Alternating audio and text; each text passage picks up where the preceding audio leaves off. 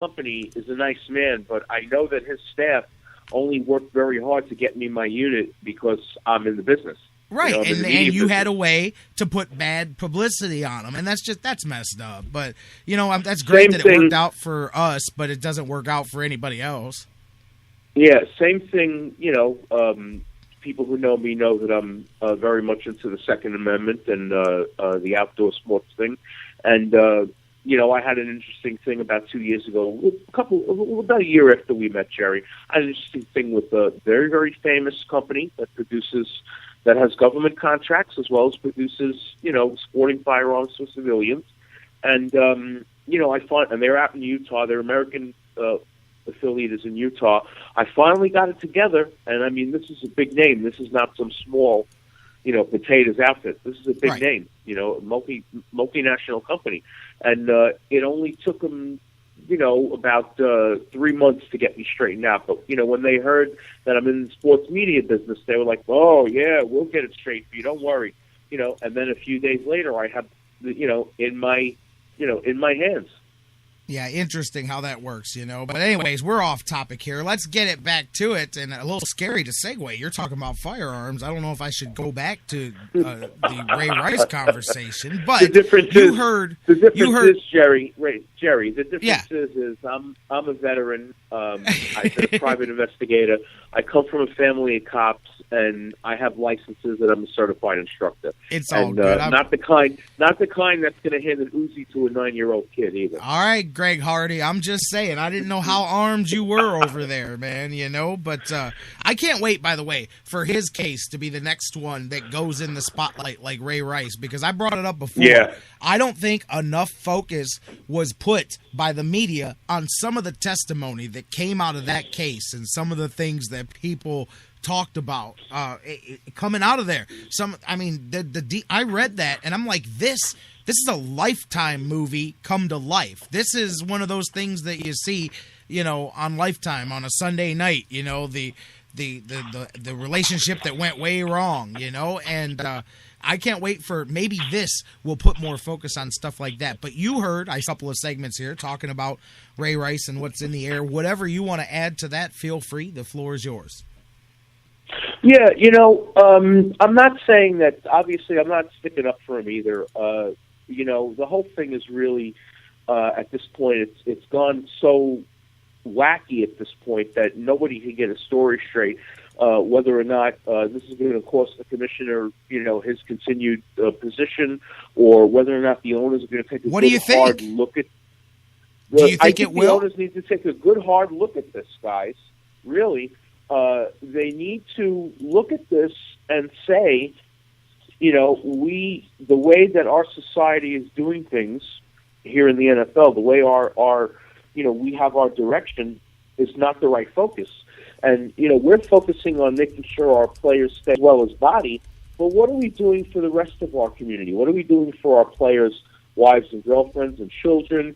What are we doing as far as the, you know, how we promote ourselves as an upstanding brand, you know? And I don't think they're doing that. I think that's what the problem is. I think they're, you know, they're so worried about the bottom line in dollar signs, and not even cents here, because there are no cents to this. It's all dollar signs, Jerry.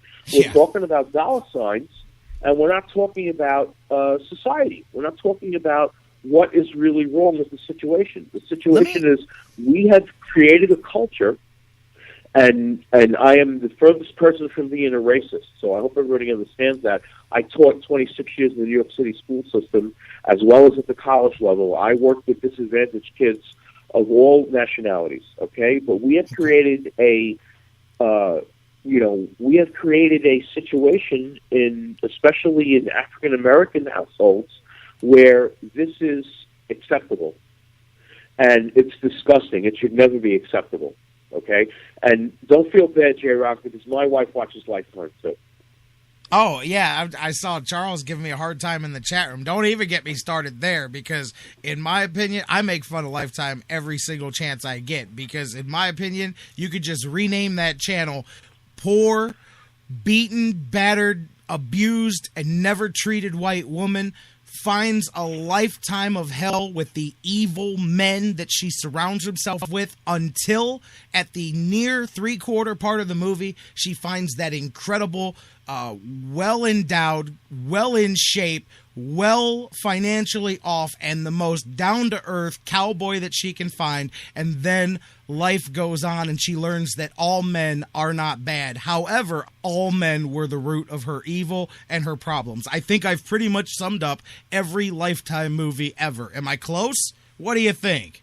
You're very close. close. And you know what? When my wife puts on the Lifetime channel, the dog gets up and walks away and comes to the back office with me. I'm telling you, man, that those movies are ridiculous, and I'm getting a hard time in here because I brought it up. I'm just saying, this situations like what we're talking about turns into a Lifetime story. That Lifetime movie, that's where those come from. But you know what? You touched on Goodell. He was brought up earlier. Everybody's got different opinions.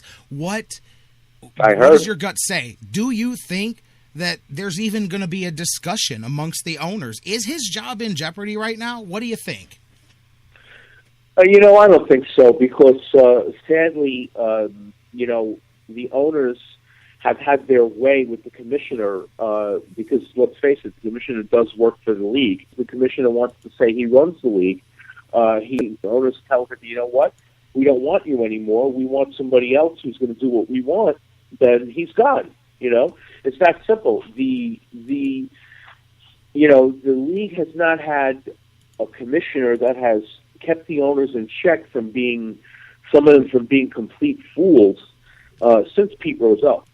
Not to knock on Mr. Tagliabue or Mr. Goodell. I've met them both. They're nice people. I understand the position that they're in. Hey, Commissioner Goodell has shook my hand on many occasions when I'm covering the draft or doing stuff, and I'm sure he will again someday soon. But, and he's a man who's got a lot on his plate. He's got more on his plate today. This is not an easy job. That's right. He's got a lot more on his plate now, but he's got a lot on his plate to begin with. This is not an easy job in the first place. So I'm not making an excuse for him. If he comes and says, hey, I didn't get it right, he is really trying to fix the situation. Now, is there something wrong with him not having access to that hotel film? He had access, though. Yeah, I think there's wrong. I think that's wrong. the part. If he didn't have access, then that's different. You know what I mean? That's what drives me crazy.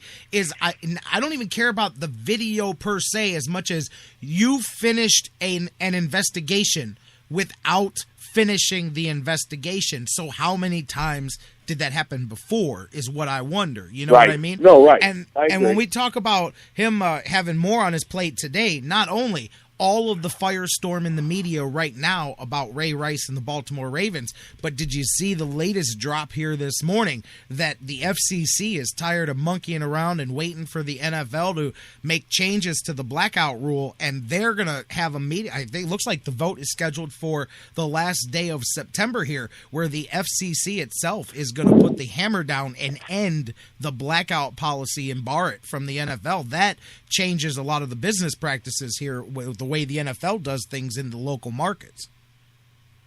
And not only that, Jerry, the other side of that coin is that you will see now less people paying for DirecTV subscriptions and for NFL Now and because they'll get it locally. NFL Red Zone. Yeah, they'll get it Say, locally. hey, I don't have to worry about it anymore because I'm not going to be blacked out. I'm going to have my access to what's going on no matter where I turn.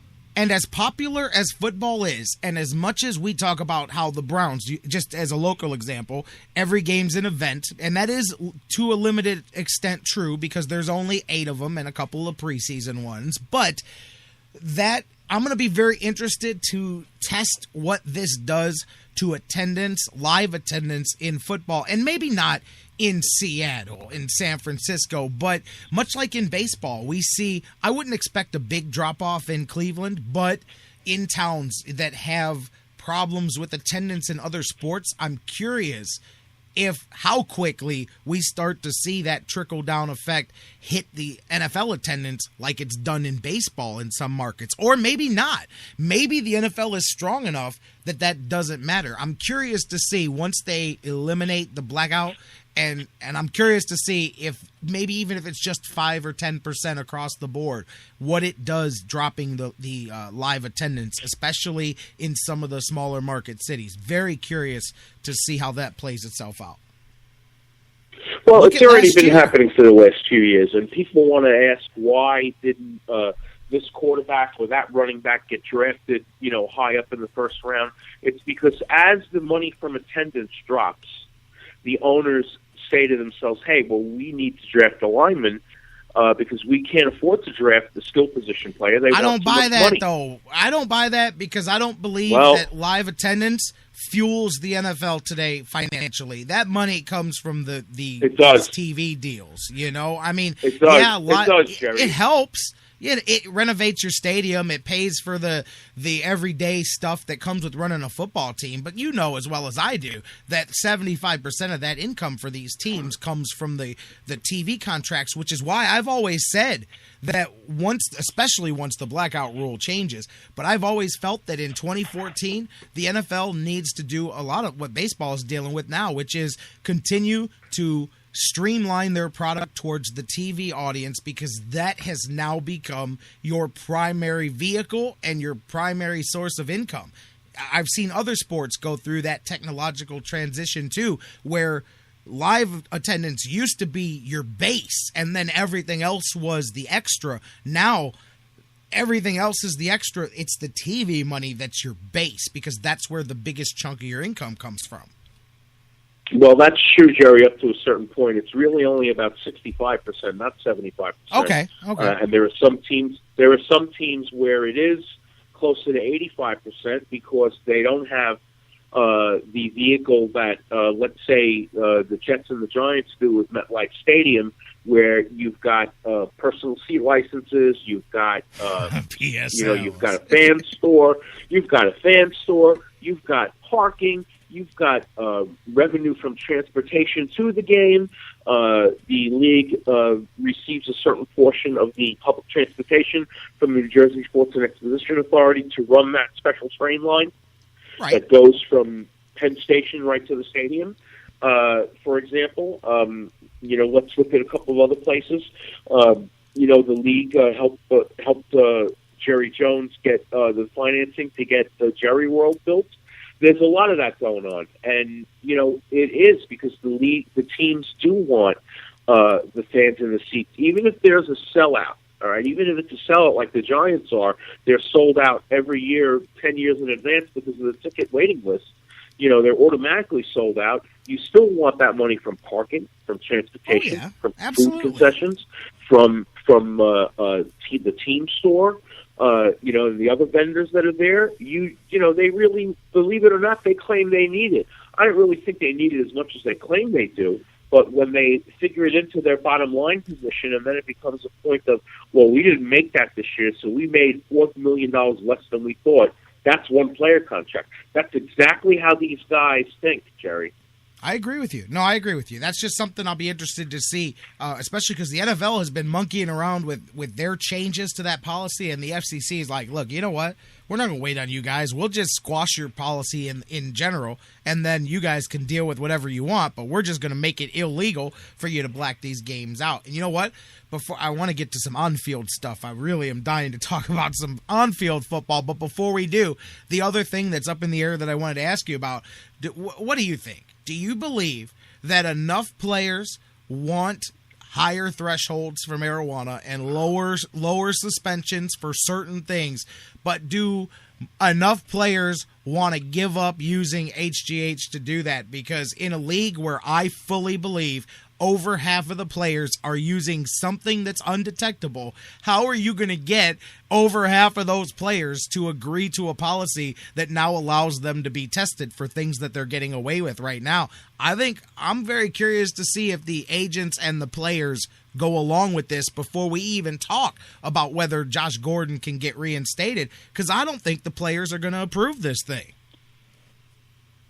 Yeah, I don't think so either. And, I don't know as many of the current players as I'd like to, but the ones that I talked to that are recently retired, that are in our business now, Jerry, they have not been happy. They won't say it publicly, but they are not happy with DeMaurice Smith, and that this is even something that's, even being discussed.